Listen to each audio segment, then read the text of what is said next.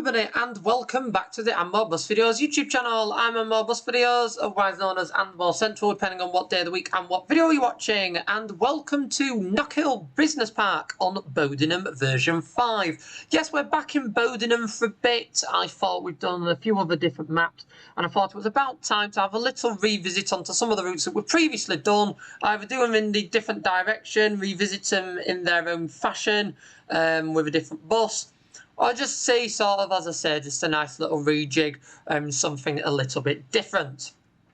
So you join me, as I say, at Knockhill Business Park with this bus, the I believe it's B, I want to say B8, it isn't, it's the street deck, isn't it? Basically, the single decker street deck is probably the best way to describe this, and what this bus is. I will have the proper title for it in the video description, but basically we're pretending today that this bus is a not just a sort of Wrights single decker, but is in fact a GB Kite Hydroliner. So it will be in the title as a GB Kite Hydroliner, because that's the livery that we've got. So this is one of the very exciting repaint packs that have been released. I did mention we'd sort of alternate another repaint pack in with the Connections Bus Optare Solos, and that's this one that has been made to reflect the small batch of vehicles, the sort of Hydroliners that Metrobus in Crawley have got for their fastway services. So they've got a small number of these. The repaint pack that has been released includes pretty much every single one with the fleet number on every repaint. Slight differentiations in how the repaints have been applied and the specific adverts on certain examples. There are limitations, as this is a diesel vehicle and obviously in real life they are hydrogen, so there is differences. However, having seen these in real life, I must say that this repaint is incredibly realistic and really does look the part. I'm very glad I've chosen to drive this for like the rush hour from the business park kind of thing, as the sun sort of fades sort of as it gets darker in autumn, because I think this is going to look really good by the time we get to the other side and it's a little bit darker as well. So we'll make a move round to the stand. I will get the machine logged in. I don't know why my brain fully failed when I was trying to describe what the bus was. Just shows tiredness, I suppose. We are also driving mirrorless. We've got the electric mirrors, just like these buses have in real life. So these will take a little bit of getting used to. But I do enjoy an occasional drive of one with a mirror, even if it does mean that I keep doing that with the camera, because I keep forgetting that it is in fact sort of set up with the mirrors being there. Does take a bit of getting used to. I haven't actually driven. I would say I want to try and get, although I don't think I'm going to be able to achieve the angle that I want to achieve. I want to try and get it with that in the background. Yeah, I'm not going to get the angle on.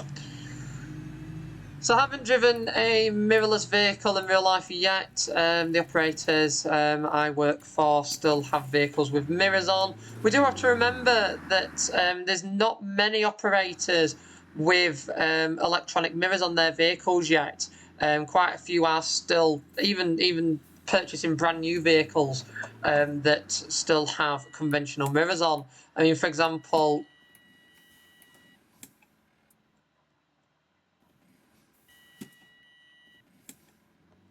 oh, I've opened the middle doors. Oh, that's why. Oops. Again, these do have two doors on them, so it does take a little bit of getting used to, as you can see. So the route that we're doing is timetabled as just over 20 minutes long. Whether it takes us that amount of time or not, we will have to see. Why is there so many red warning lights on my dashboard?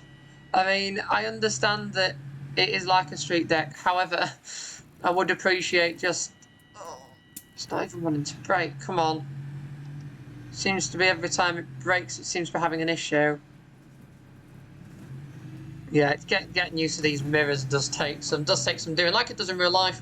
But as I say, some operators are choosing to go with the idea of conventional mirrors still over the electronic ones. There's a little bit of uncertainty with electronic mirrors. Obviously, technology might not work, stuff like that.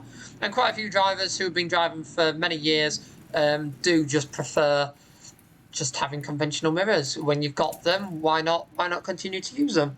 It is something that is slowly being rolled out, but whether it reaches every single operator eventually, time will only tell. It's been quite interesting to see it as well on the demonstrator vehicles, where some of the demonstrator vehicles, and depending on the operators that they've gone to, they've got sort of electronic mirrors as standard. However, if they've gone to certain operators, the electronic mirrors have been disabled and conventional mirrors have been put on instead. So they put the conventional mirrors on instead. That I think is pretty cool. I do like the idea that they've turned around and said, well, electronic mirrors are cool, but we prefer our conventional ones. So it's been quite funny to see sort of demonstrator vehicles go to certain companies. You see the electronic mirror pod sticking out, but then you see a conventional mirror on. And I think, as I say, it depends on, very much just varies on operator as to what they want their drivers to do. If they want their drivers to be accustomed to electronic mirrors or just standard ones.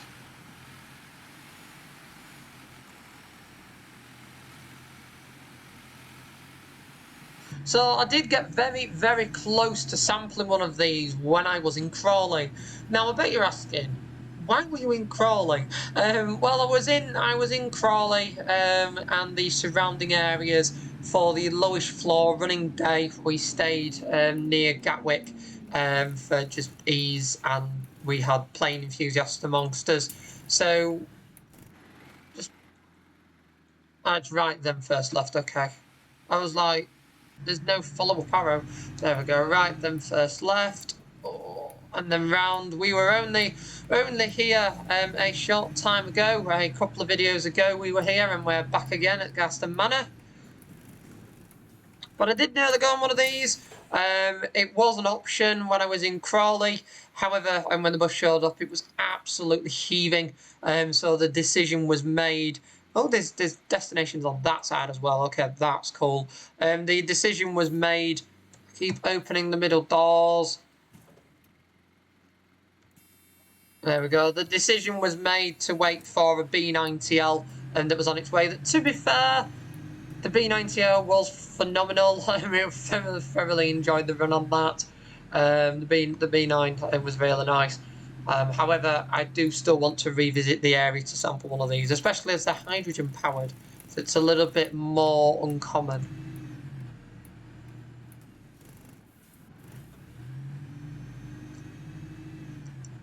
So having done that, I was lucky enough to do the Hydroliners in the West Midlands. That was a fun experience. During quite a bit of time dabbling there.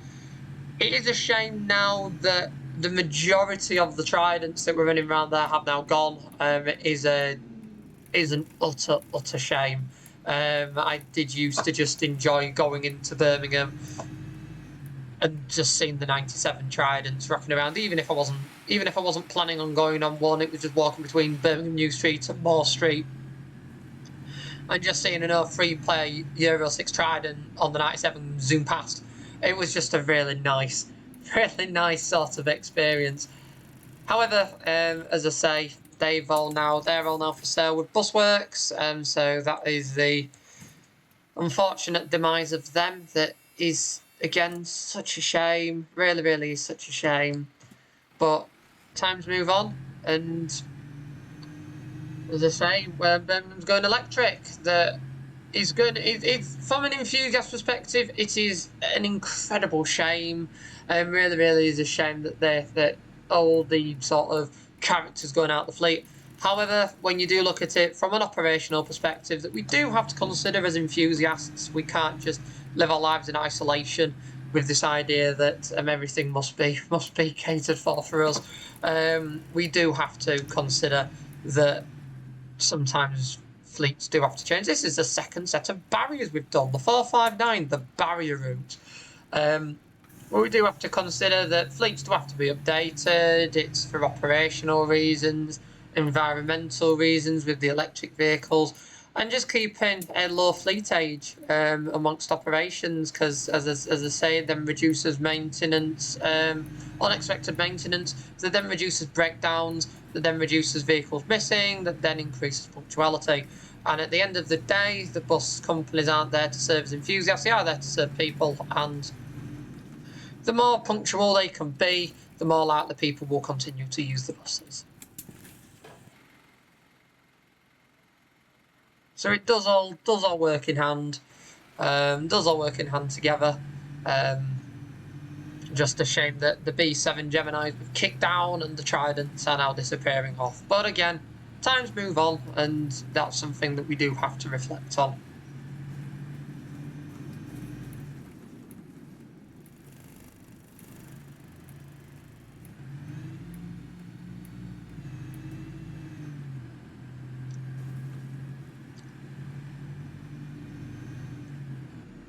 Oh, these are Hawks, aren't they? Like the proper thing, if we're not thinking about the Kites, these are Hawks, so this will be a GB Hawk.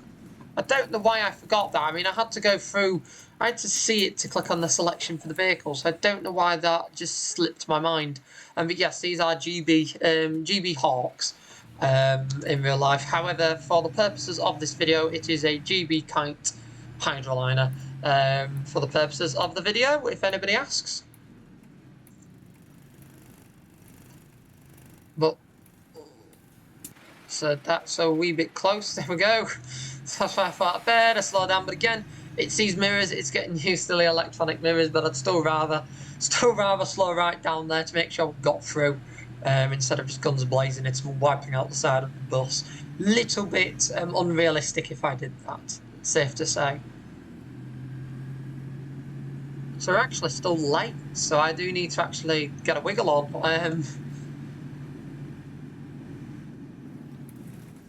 But it is, to be fair, it is rush hour in the game. If you noticed the past couple of videos, I haven't had the AI buses on, because I'm using really random liveries and bits like that. I probably could do it for these, so when I do look at the other Fastway liveries and the adverts and bits like that, I'll probably have AI buses back on. But because I've been using sort of connections buses, liveries and Lothians and bits like that, having a load of AI London buses passing just makes it a little bit unrealistic.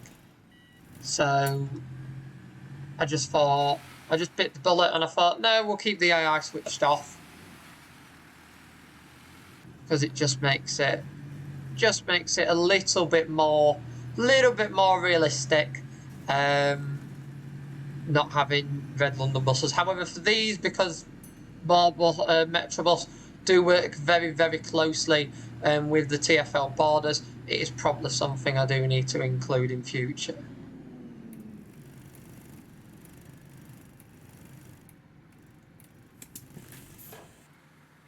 That does also remind me, I do need another trip to London.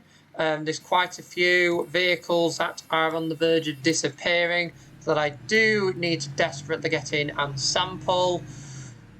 Unsure when that'll happen, unfortunately. I haven't been to London, properly been to London for some time now. I've passed through London quite a few times recently, but I haven't had a proper just London experience. So I do think that is on the cards.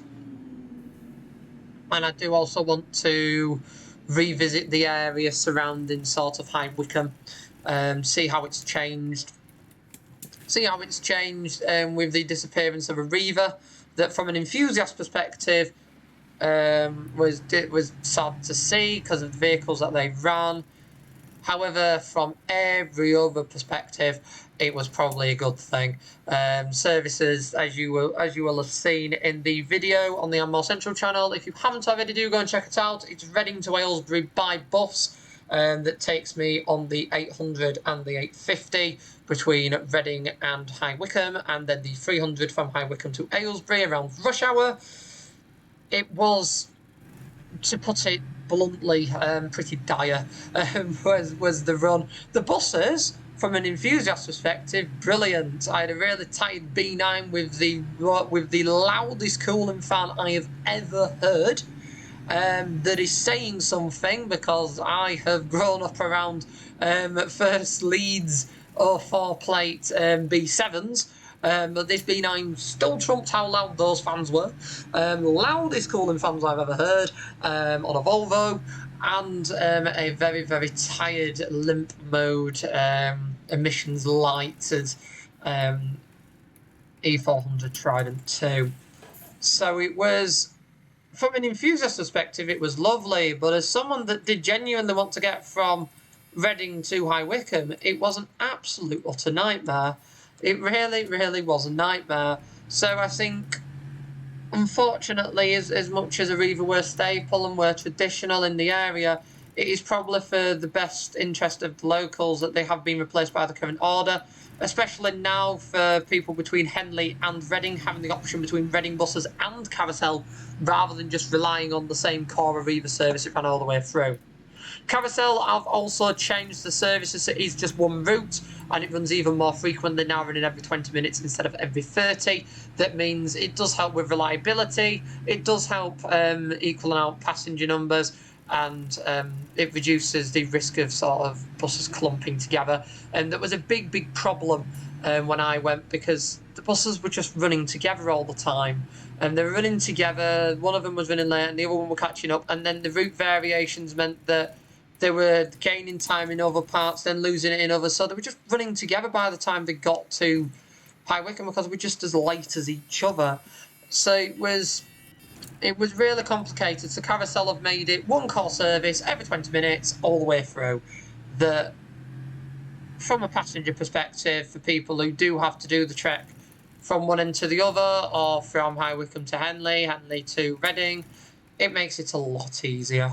A lot easier to understand, and the passenger numbers were there. It was purely Arriva's sort of staffing and vehicle, like sort of how many vehicles they had and how many drivers they had. Availability, that's the one. Vehicle and driver availability that meant that the service had to be every half an hour, because the passenger numbers were there. There was interest for people in those areas to catch the bus. It was just very difficult to achieve. So having the service every 20 minutes just means that those who do want to catch the bus can now catch it with a little bit of ease, and it can encourage a few more people as well. That at the end of the day is something that we are constantly wanting to do in the industry, is encourage more people. The whole "in order to survive" thing does mean that we need to continue to encourage people to catch the bus. Especially now with the scrapping of the £2 fare cap, it is something quite profound, that we don't just need to provide cheap bus services that people will tolerate because it's only £2. Bus services now actually have to be structured in a way where they are attractive, because the cash benefit has now gone. The idea that it is it's only £2, it's a cheap way to go, has now gone. That concept has now vanished, which means the only thing that buses have going for them now will be the attractiveness of easier than the car. And in order to make it easier, you have to provide services that match demand. That means operators can't just run services based on what's easy for them financially, what is based on their bus and driver availability, but they'll have to actually base services on where passenger demand is. And it will be an interesting transition to see, because we've not had an era before where we've had to transition from the bus as a modal transit having one key focus to now one key sort of benefit to another. It's going to be quite a stark difference, because it is moving and transitioning from having one key benefit that was cheap travel, very cheap travel, cheaper than the train, to now travel that has to be efficient for the passenger, has to be attractive for the passenger. So that's the difference that's been faced, because when the £2 fare cap goes, the passenger demographic that has existed because it's cheaper than the train we'll probably go back to the train because the train's going to be quicker.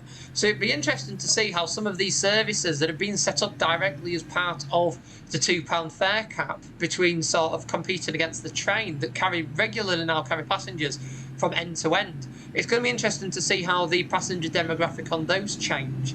Will more people go towards the train? And as a result, will it attract more people who live on the route to travel because they'll not actually now have the availability of seat? They'll actually have a space on that bus rather than that bus, yes, sort of serving them in passing because they're on the most direct route, but always being full with passengers going to end to end.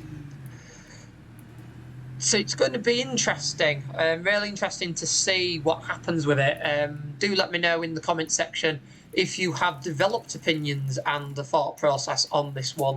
Do let me know, because it is going to be quite an interesting and turbulent period of time that we're about to go into. And I think I forgot about this section of the route. And I think as an industry, there's going to have to be a lot of preparation put into place in order for everyone to succeed.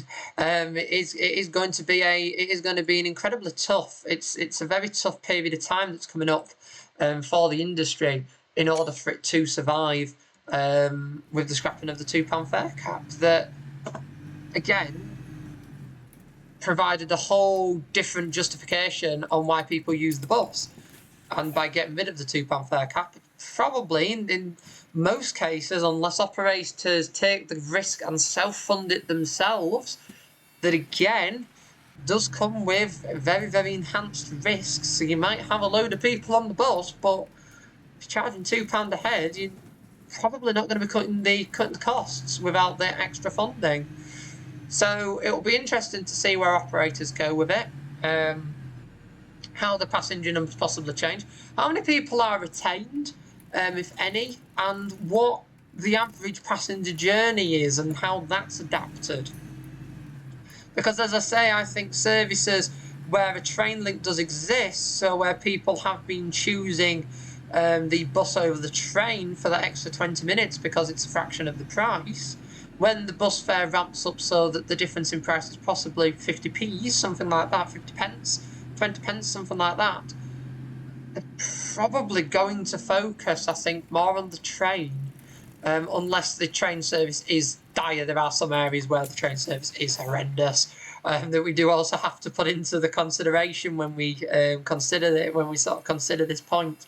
However, on the whole, if a train service is good and is possibly in some parts more frequent than the bus, is the bus on these core services now going to lose out? Is it going to change the dynamic of travel? Is it going to increase local journeys? Is there going to be some longer journeys that are retained because some people are now comfortable with the bus and are willing to pay a little bit more? Is the quality of the bus going to be worth and justify the price? I.e., is the interior on the vehicle for sort of applicable for passengers? Is it passenger friendly, or is it operator focused on keeping costs down? Because obviously the £2 fare cap provided a very different sort of passenger demographic, and the idea was the buses were cheap, so for some operators the quality of the interior of the vehicle didn't matter as much because obviously there's that much footfall. So is it going to become something that has to be advertised as a premium product? And as a result of that, our operators who have gone down this road of standardising with interiors, making everything quite basic to run it quite cheap, are they now going to have to reconsider that and adapt it so that it focuses more on passenger comfort so that they can attract passengers to the bus rather than passengers now just having to catch it? It's all going to be very different, and I think going forward it's going to be, for anybody who is interested in buses in any shape or form, it's going to be an interesting era to observe. Whether you are somebody directly involved in the industry, it's probably going to be a little bit scary for you, or it's looking at it in a perspective of someone that's an enthusiast who has possibly become interested in buses through the £2 fare cap being introduced and gone, oh, this is an interesting thing to research and understand.